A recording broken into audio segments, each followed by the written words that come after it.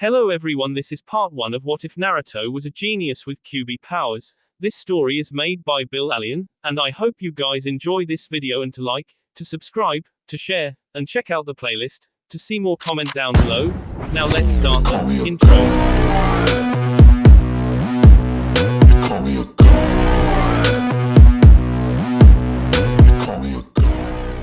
Join my membership, the perks are great. It's in the description. Be sure to like and subscribe, it gives me more motivation. Enjoy. Naruto was furious. Actually, the word, furious, doesn't even come close to describe the level of anger the orange-clad boy was radiating. In fact, this specific level of anger probably deserved a word of its own. What on God's good earth could make this boy so mad? Simple, a certain fate-obsessed Hyuga with a superiority complex. Flashback. Naruto was watching the Hyugas in their match at the prelims. Neji charged an almost unconscious Hinata. He was going to end this fight. He was going to revenge his father. He was going to remove this pathetically weak girl from the Hyuga clan and get away with it. It was the Chunin exams, after all. Suddenly his open palm was deflected by a Juken strike. Everyone froze as they looked at the person that had deflected Neji's attack.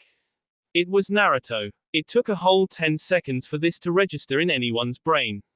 Naruto, the S-last, used the Juken. Everyone, excluding Shino, looked shocked. And everyone, including Shino, was thinking, how on earth does Naruto know the Juken? How can he even use it without the Byakugan? Naruto simply stared into Neji's pupilless eyes. And Neji found himself wavering under his gaze. He averted his eyes over to Hinata, who was barely standing, and staring in absolute shock at her crush. Naruto then spoke in a voice that demanded respect. He said, the match was called, Neji. Back down. Now. Neji surprised himself and obeyed the orange-clad boy. Naruto then turned around to Hinata, he walked over and hugged her. On contact, Hinata blushed, he's hugging me. Before anyone could think, what is going on? Both of them were enveloped in a red chakra. Fox's healing jutsu. Naruto said. Hinata started smoking for a brief second, and then it stopped. Naruto turned around and looked directly at the offender. Neji Hyuga, I find you guilty for attempted M. For this, I swear to you on my Nindo, that I will CSPLE you, for life. And before anyone could say anything else, Naruto disappeared in a puff of smoke. Finally someone spoke up. What just happened? End flashback. Naruto turned the corner, that's it. That's the last straw. He thinks he's so high and mighty because he's a genius. Well, I'm going to show him what a real genius looks like. Naruto walked into his apartment and opened his closet. He reached behind the ugly eyesores the shopkeeper called a jumpsuit, and pulled out a box. It's time they know who the real Naruto is. Later that night, at the Hyuga compound, Hiashi Hyuga was sitting in his personal library, enjoying a good book and a cup of green tea. However, for some reason, his book was just not as interesting as the events his daughter had told him about. It seemed slightly unreal, but then again, the Namikazes always seemed to surprise him. So Minato's son can use the Juken, I'll have to ask him how he compensates for the Byakugan. Something behind him made a noise, he found nothing, and his Byakugan told him there was no genjutsu, but he knew there was something in front of him. Good evening, Lord Hiashi, said a voice that came from nowhere. I was just thinking on how the Namikazes never cease to amaze me. Hiashi said with a smile, and Naruto sped into view, wearing a coat that looked just like the fourth's with the exception of the kanji, which now read, Fox. You do realize you have just told me my heritage, something that was not supposed to happen when I became a Chunin. That didn't stop you from finding your father's box. Touché. So, why have you decided to appear before me? I need some information. About the Hyuga clan, what else? I see, may I ask if it has anything to do with threatening to CSPLE my nephew? Yes it does. Hiashi nodded, he knew it was impossible to talk the boy out of it. He was the son of the fourth, the most stubborn of the Hokages. I see, may I inquire as to why you want to do that to my nephew? He hurt someone precious to me. That is unacceptable. You do know that despite the fact that he tried to kill her, she really loves her cousin. If I had a family I might understand that. Naruto, if you're referring to the fact that I didn't adopt you, Sandaime was keeping you safe by keeping your identity a secret, and if I had adopted you, too much suspicion would have been aroused. All the same, since you didn't adopt me, I grew up with the only comfort being the thing responsible for all of my torment and pain. Calm down, Kit. It wasn't his fault, Kyuubi said to the ranting boy. Fine, fine, forget I brought that up, Naruto said, but, all the same I need some information. Very, well, what do you need it on? Neji, why he has such a annoying, fate-obsessed, oh so much holier than thou attitude. Ah, now that's a story. Hiashi went on to explain about Neji's father and the history the two brothers had. Naruto remained impassive. When he finished the story, Hiashi asked Naruto, is there anything else you need? Yes, I'm going to need some of your Juken scrolls. Alright. No objections about the Juken being a secret family taijutsu. Well, as far as I'm concerned, it will only be a matter of time before you become family. After all, my daughter will definitely accept the engagement to you, and you already know the Juken, or at least its basics. So you heard about that? Yes, and I must say I'm impressed. May I ask how you learned the style? When you have had a being as old as time locked into your stomach, you pick up a few things. So where did he learn it? He didn't tell me. Something about keeping a mysterious personality. Well, you have access to my library, feel free to come and go as you please, wearing that of course. Hiashi said, pointing to the coat Naruto was wearing. Of course, thank you Lord Hiashi. Naruto said as he bowed. You know, if you are dropping the mask, your fiancé should be the first one to know. I'll take care of it, don't you worry about a thing, except the health of your nephew. Hiashi sighed as Naruto sped into invisibility. His father's stubbornness was definitely one of his most prominent characteristics. He hoped his grandchildren wouldn't take after his father in that regard. Hinata was walking around the compound in a gorgeous kimono wondering about her crush. How does Naruto know the Juken? How did he heal me so fast? She blushed, thinking on the contact between them. Well, all good things must come to an end. She sighed. She walked into her room, looking for a change of clothes. She was going to go out for her daily Naruto reconnaissance rounds. She took out her jacket, and was about to put it on her desk, when she saw an envelope sitting there. What is this? She opened it up and read it. To Hinata, the most beautiful girl in the world. This is your favorite, orange-clad genin. She nearly fainted reading that. Now don't faint on me, I can't risk anyone seeing this letter. By the way, please burn this after reading it. Sorry you can't keep it as proof that I love you, but, this is very important. The previous warning was the only thing that kept her on her 2 feet. She could not let herself fail him. Now there are some very important things I need to tell you. The first is, I am a genius. You probably guessed this when I used the Juken strike. If not, then I must be one amazing actor. The second is a SS class secret. I am the son of Minato Namikaze and Kushina Uzumaki. The third and fourth secrets are related. Now promise me and yourself that you will not make any judgments until you have read both secrets. The third is that Kyuubi, the nine-tailed fox, is neither a demon nor is he responsible for the attack on Konoha, and he was forced to do so by Manda Uchiha. The fourth secret is another SS class secret, but it answers the all-important question on how do I know any of this. The truth is, Kyuubi was sealed into me. Hinata dropped the letter. Naruto, her crush was the vessel of a demon. No, Kyuubi is no demon, Naruto said so. Naruto wouldn't lie. She picked up the letter and continued reading. I realize that this information may have compromised your view of me, but I couldn't live with myself if I didn't tell you. So it was rather necessary that I tell you. If you want to talk to me, go to the training grounds you normally find me. Yes, I know you follow me. Now remember to burn this. I'm truly sorry you cannot keep it. I will wait for you at the training grounds. Hope to see you there. Love. Naruto Uzumaki Namikaze. Hinata changed faster than she thought was possible, and ran out of the compound. She ran to the forest, and headed to Naruto's special training ground. She saw him sitting on one of the high branches, and landed next to him. Hello, Naruto-kun. Hey Hinata-chan, I'm over that way. Naruto said, pointing to a small clearing. Hinata looked very confused, then suddenly it dawned on her that this was a shadow clone. She nodded and jumped away. This time she landed in the clearing. She looked over to Naruto, who was standing next to a man with red hair and what looked like 9 tails behind him. The man was also chained to Naruto. She looked at him, curious. Who was he and what was he doing? Chained to Naruto. Hello Naruto-kun, may I ask who he is? Hey Hinata-chan, yes you may ask, this is Kyuubi. Hinata's jaw dropped. This handsome, redhead was the Kyuubi. The nine-tailed fox. The budgie that had attacked Konoha. Why you're KKK Kyuubi. Naruto and Kyuubi just looked at her and in unison said, believe it. BBB but how? I think I should explain this one, Kit. Perfect gives me more time to revise this jutsu. Naruto said holding a scroll in front of him. Hyuga-sama, I am Kyuubi, and as Naruto's letter explained, I'm no demon. In fact none of the Biju are. Hinata looked at Kyuubi curiously. You see, the Biju are simply creatures granted spiritual power by the Great One, the only true God. Why he did this, I have no idea. Just that he did and now I'm stuck in him. You make that sound like that's a bad thing. Naruto said. The only good thing that came from getting sealed into you instead of someone else is the development of your servant's freedom, jutsu. Kyuubi said. Like it's my fault. If you want to blame anyone you should blame Mandra.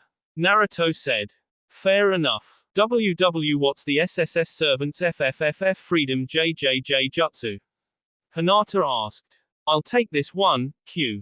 Naruto said, putting the scroll he was reading down. It's a jutsu I developed that allows the user to let a sealed object out of whatever it is sealed into. However, the sealed object is still connected to the other object through a chain. If you haven't guessed, that's why Kyuubi is standing here. This has allowed me to stop Q's complaining about not getting any fresh air. Do you have any more questions? Kyuubi asked the Hyuga. How did you learn the JJJJ Juken? Hinata asked. How does anybody learn any of the taijutsu? Naruto asked back. The Juken is just another taijutsu style. The only thing that makes it so exclusive to the Hyuga is the Byakugan. Not because it is impossible to use the Juken without the Byakugan, but because the Byakugan simply makes it more effective. To make up for it I simply study the human anatomy, rather extensively I might add. Wow, Hinata said, clearly impressed. Yup, he is one amazing kid. Kyuubi said. Have any more questions, Hina-chan?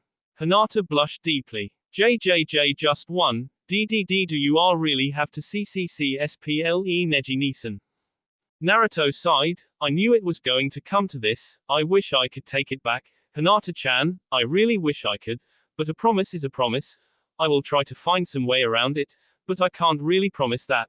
I know that sounds lame but that's the truth. I hope that you'll forgive me. Even though I'm asking a lot, due to him.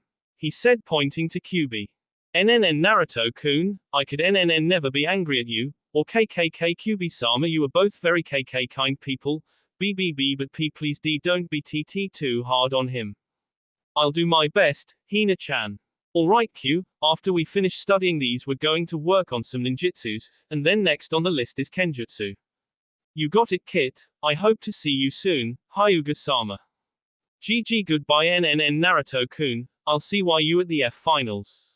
Bye, Hina-chan, I love you. She fainted. Naruto spent the next 2 weeks training, and training hard. He and Kyuubi perfected their chain and sword kenjutsu, which was a mixture between the Demon Brothers' chain attacks, combined with many rather impressive kenjutsu.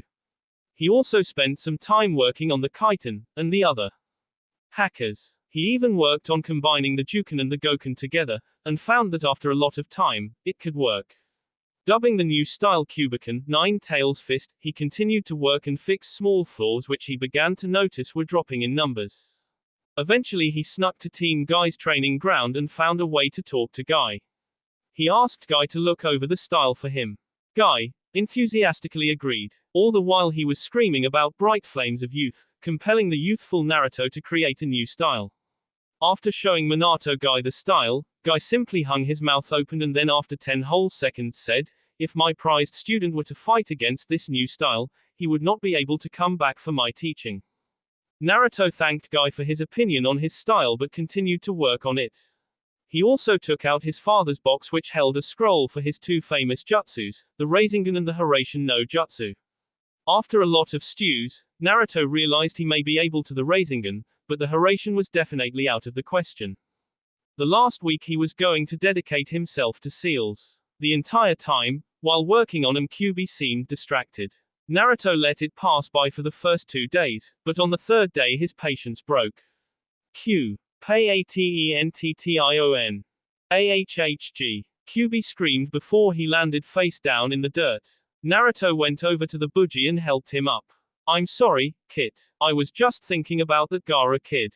You mean the Sand Jinchuriki? Naruto asked. Is there another Gaara in a 4-mile radius? Funny. So what about him? Well, Shukaku may not have been sane, exactly, but he wasn't a psychopathic cur. Really? Well, now that you mention it, he did look like he hadn't had much sleep for a long time. Hey, I have an idea.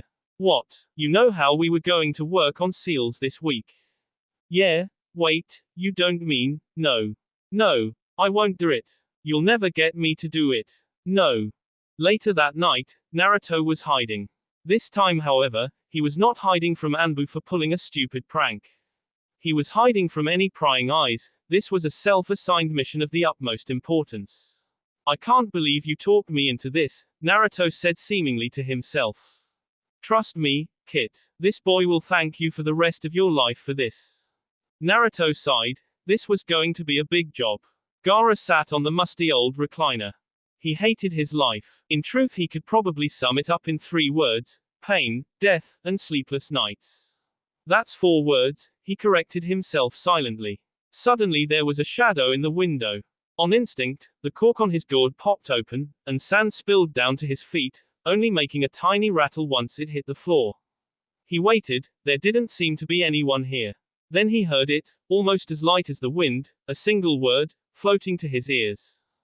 Gaara. He strained his ears, maybe he was just hearing things, or did the wind actually call him by name?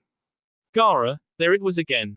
The wind was talking to him, maybe all of those nights he spent staring at the ceiling were getting to him. Gaara, listen to me. There is a boy, just like you, meet him in the forest tomorrow, and you will find something you have been longing for. What will I find? Gaara asked, meanwhile thinking, now I'm talking to the wind, I really must be crazy. Then the wind said a word he thought he would never hear. You'll find a friend. The next morning Gaara almost dragged his siblings out the door, much to their annoyance. But, Gaara, I haven't had breakfast yet. The puppeteer complained. Shut up. Gaara mumbled and Kankuro wisely shut his trap.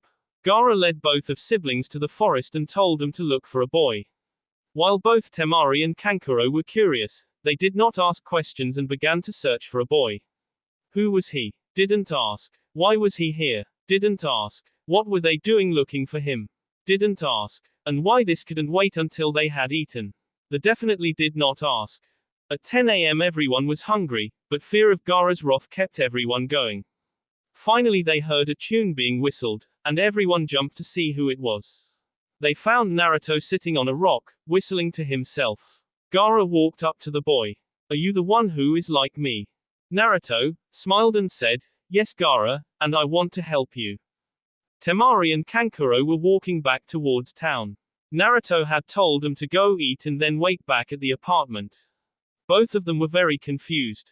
Who was this Naruto? And why was Gaara ready to trust him at a moment's notice? None of it seemed right, but Gaara was very firm with backing up the boy's order, so they had no choice but to comply. That did not stop them, however, from making a mental oath. If anything happens to our brother, we will kill you, Naruto. Gaara sat in the middle of a very well-organized blood seal.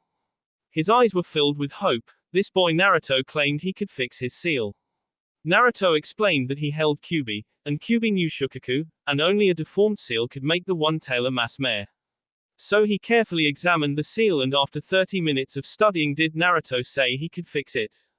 Naruto explained that the seal's deformities caused several problems, the first of which was it forced Shukaku to take over as soon as Gaara fell asleep. Gaara of course knew this. What he didn't know was Shukaku had no say in the matter, making the insane Biju angrier, increasing the need to K. Also the seal was messing with Shukaku's head, making him a cur. The final thing the seal did was it gave Gaara the ultimate defense at all times, which after further studying was only supposed to happen when Gaara wished to live. Gaara growled, but then Naruto explained that when the process was complete, Gaara would have more control over sand than he could ever dream of having. And so Naruto immediately set to work, setting out the blood seal, and preparing Gaara for the repairing. Naruto then took out an ink brush, and carefully began to work on Gaara's seal. Suddenly Gaara heard that voice, "K him, he is no friend, he will K you like the rest of them." But then he heard the same voice again, but it said something completely different, "Don't listen to me. I don't know what I'm talking about." Well, that's new, Gaara thought. No, shut up. Listen to me, you have no friends, shut up yourself. Naruto is a friend. No, he will K us, you must destroy him. If he's going to K us, then I'm Napoleon. Gaara simply sat and listened to the argument Shukaku was having with himself. It was very interesting having the same person change views in a matter of seconds. But one thing he noticed was whenever Shukaku said to K, he didn't feel like he needed to, like it was more of a suggestion. Then there was silence. "And there you go," Naruto said. Gaara blinked. "You're finished." "Yes, the real Shukaku should be able to talk to you, and you should be able to get a good night's sleep." Naruto, thank you. Is there any way I can repay you? Don't worry about it, what are friends for?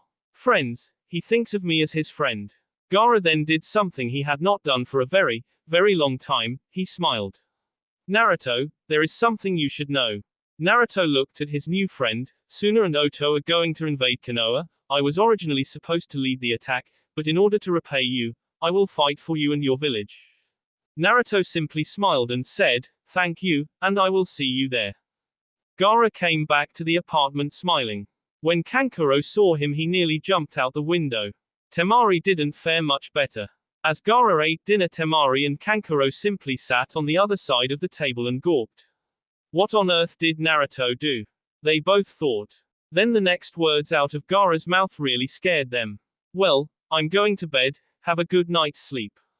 Both Temari and Kankuro forced themselves to stay awake, both fearing that an evil sand monster would come into their rooms and K them. When they got up, they were surprised to see a very peaceful redhead sleeping on the couch. What did Naruto do? Anxiety was hanging over the Chunin exam finals like a fog hangs over a bay. Everyone was anxious to see Naruto. Almost nobody had seen him during the last month, but after the Juken strike incident, everyone was eagerly waiting for his appearance. Hinata sat next to her father and her sister, eagerly awaiting the appearance of her crush. Then she heard a voice. It sounded very small and light, like the wind. "Hinata, I'm glad you could make it. Wait till you see the entrance I'm going to make." It had sounded like it was whispered into her ear, but there was no one there, but she waited. The protector was waiting for Naruto to show up, and Neji was smirking to himself, so the loser didn't even show up, huh? All the better. Once he thought the word, loser, the memory of Naruto deflecting his attack with a Juken strike came back to him. Even though he would never admit it, even to himself, he was frightened. Slowly a mist started rolling in, almost unnoticeable until it had covered half the arena, then it thickened till the point where no one could see. Neji activated his Byakugan, but saw nothing. Suddenly from the center of the mist, a booming voice called out, "Neji Hyuga." Shivers went down his spine. "On the charge of attempted you have been found guilty. Your punishment shall be me." The mist faded away and in the center stood a certain blonde ninja. However, he was completely different.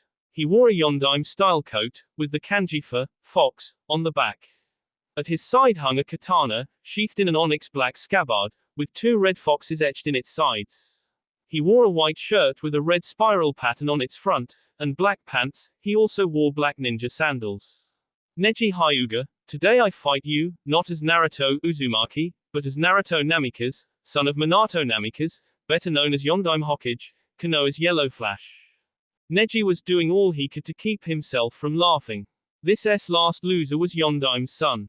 In his dreams maybe. "You, Yondaime's son, what planet are you on?" Naruto simply opened his mouth and said, "You may not know who I am, Neji, but I know you." "What do you know about me?" Neji Hyuga, age, 13, eye color, white, hair color, black, birthday, 3rd of July, birthplace, Konoha, blood type, O, rank, Genin, hobbies, meditation. Neji Hyuga is the #1 rookie of his Ninja Academy graduating class. He is also considered to be the strongest and most talented of all the Konoha Genin, until today that is. He also thinks his father was forced to go in Hiyashi-sama's place when Kumo demanded a body in retribution for the death of one of their men, when in fact Hayase volunteered. He also is stubborn, hot-headed, fate-obsessed, and has a superiority complex that dwarfs the entire ego of the Hyuga clan. Neji was impressed. Most of that information was true. And it was impressive the idiot knew some of that. But there's more. Neji Hyuga also thinks that he has suffered in life because he lost his father. Well, today, I plan on showing him what suffering truly is. What do you know of suffering? Neji said, about to go into a long speech about the caged bird seal. I know that you don't need a seal on your forehead to feel pain. Naruto shot back. Neji blinked. How did he know about that? Let me tell you what suffering is, before I show you. Suffering is when you never really know your parents. Suffering is not having someone to comfort you from your nightmares when you were little. You at least have memories of your father. I didn't even know his name till I turned 8. Suffering is being hated by this village, maybe even more than a Rouge Nin would be hated. Suffering is having attempts on your life happen regularly since the day you were born. Konoha's council wanted me to S the moment I came into the world. You think you know what suffering is. You haven't even begun to understand the word. Silence. Many in the stands stared at Naruto in wonder. Was it really that bad for him? Even some of the adults who had mistreated him gaped. I knew I glared at him, but attempts on his life. Neji too stared at the boy. He's gone through all of that. So, Neji, prepare yourself. Pain is waiting just around the corner. Naruto said. The protector started the match, and Neji activated his Byakugan, and slipped into the Juken stance. Then Neji noticed something. He couldn't see Naruto's chakra coils, or the chakra points either. Naruto, however, had a huge grin growing on his face. Weird how you can't see my chakra points, huh? Neji looked up at Naruto, waiting for an explanation. The first gift from my parents, my father's coat of invisibility. Designed by Hiyashi Hyuga during his teenage years, he wanted something he could use to sneak out of the compound without getting caught. So it not only hides my physical being from view when activated, it hides my chakra from your eyes even when it isn't on. Cool, huh? Neji realized something very important. His entire attack plan was rendered useless. Without seeing the chakra points, or the coils, his Juken would no longer be effective, and his plan to render Naruto useless was a bust. One thing he didn't realize, he was open for attack. Yaaaaah.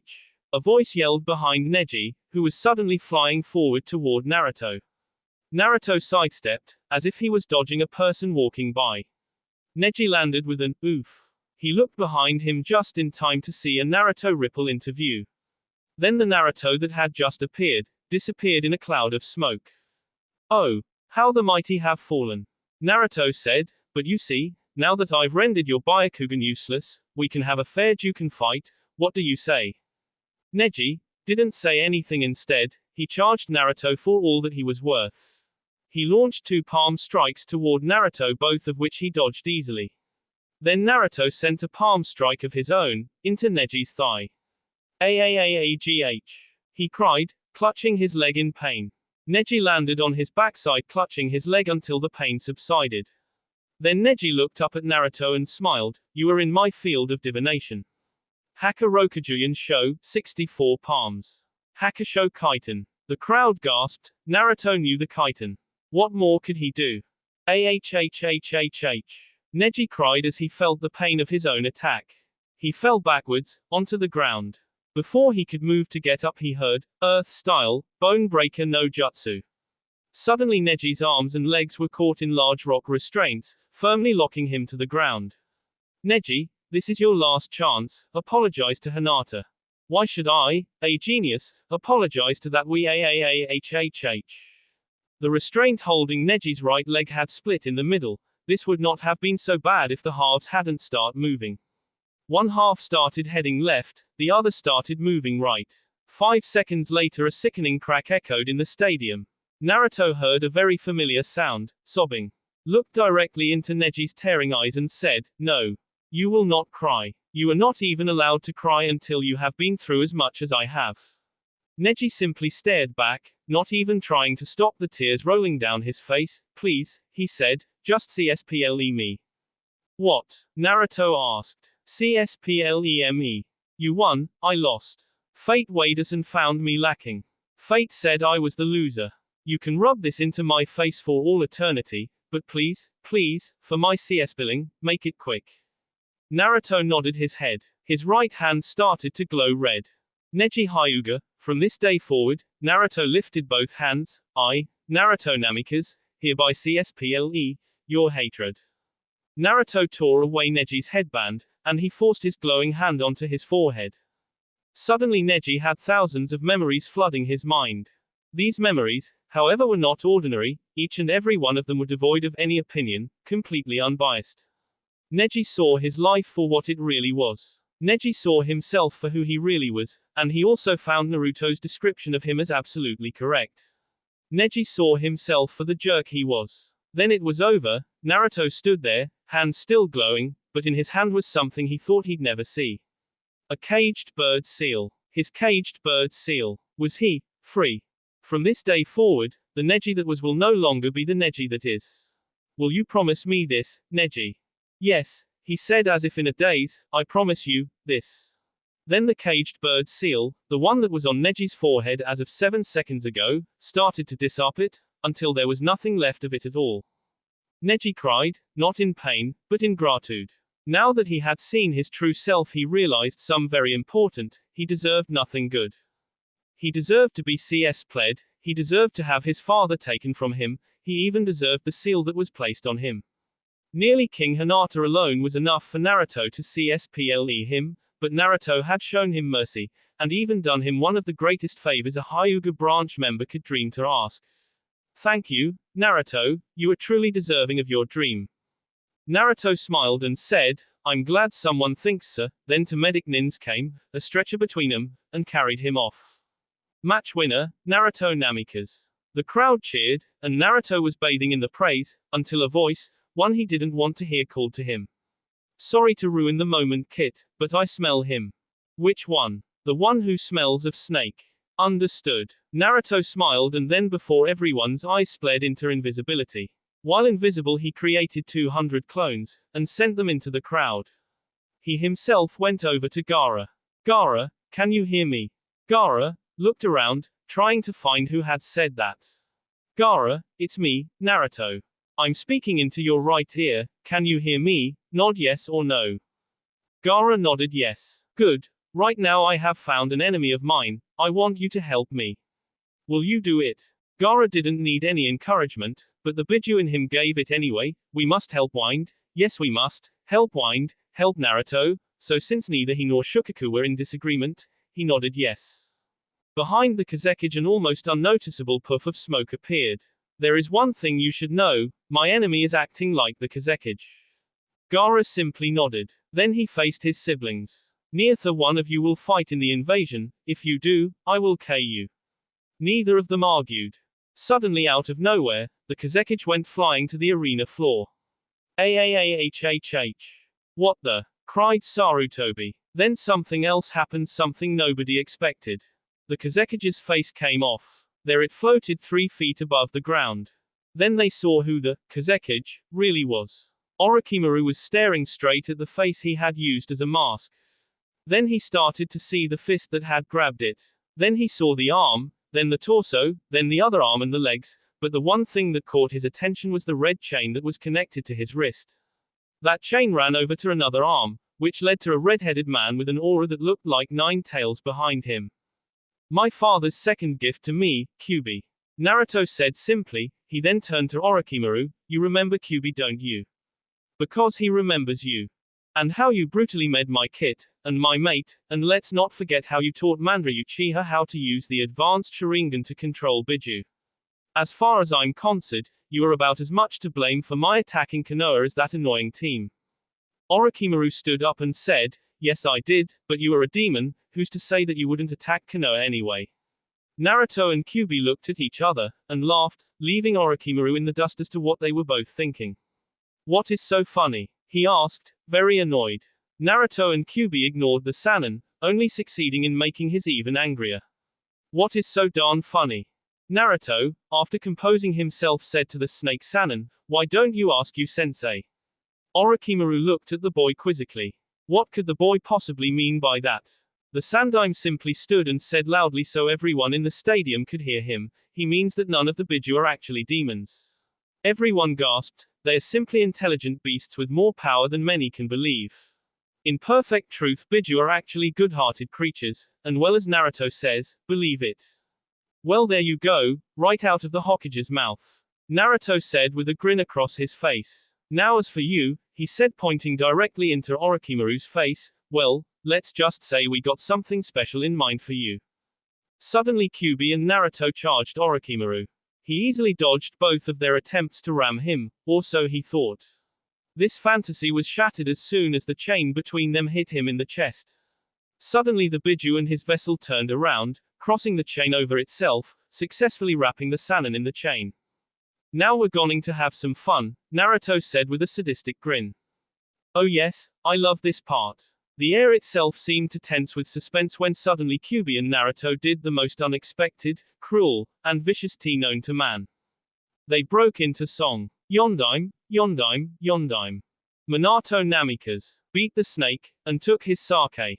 And drank it all away, hey. Almost everyone sweet dropped. The sang he verse again, jumping around Orochimaru, with all of the energy of schoolboys. Now for the second verse. Hooray, hooray, hooray hey. Naruto Namikaze beat the snake for goodness sake. And threw him far away, hey. Meanwhile in the stands, anyone who had any sort of relationship with the boy were now denying that they knew of his existence. The only ones who actually said they knew him were proud of the court that he had caught a Sannin and was humiliating him before all of Konoha. A kunai sd though the air, heading toward the boy, it thrower smirking to himself, the boy go to sai, a true ninja should know better. His smirk sd as soon as the kunai hit a wall of sand. Geez, Gaara, nothing like waiting till the last minute, huh? Naruto said as the redhead made his presence known. Hey, I came didn't I? Gaara said, huge smile on his face. The one who had stood in Orochimaru's defense thought maybe now would be a good time to leave. Only to find his feet caught in sand. The ninja paled. Hey, would you by any chance have Orochimaru's lackey caught, do you? Naruto nearly laughed. Why don't you ask him? Gaara replied. Aahhhhhh. Someone screamed. Then a huge tentacle of sand revealed that someone to be Kabuto. Absolutely wonderful, now they can both s. If you me, Suna will attack. Orochimaru yelled. No, they won't. Kyuubi told him, you see, the kit had sent about 100 clones out into the city, these clones took out any of your Oto nins, while at the same time, telling the Suna nins what happened to their Kazekage, which, in order to get his face, has to mean you ked him. Trust me, they won't lift a finger to help you. Orochimaru was in shock, absolute shock. He had nothing left. Every single trick he had was counted, he had nothing left at all. Now, Naruto said, for your punishment, you will be locked in an unbreakable dome of sand, with Kyuubi, and both of you will be restrained to keep you from performing jutsus. The dome started to form and Naruto preformed the Bone Breaker Jutsu, keeping both Kabuto and Orochimaru restrained. Once the dome covered his head, Kyuubi began, now Orochimaru, my kitten mate are going to be avenged, with a little of my own pain thrown into the mix. Ha ha. Orochimaru felt his bladder go. That will be all for this video, be sure to like, subscribe, share, and comment down below for more videos, goodbye.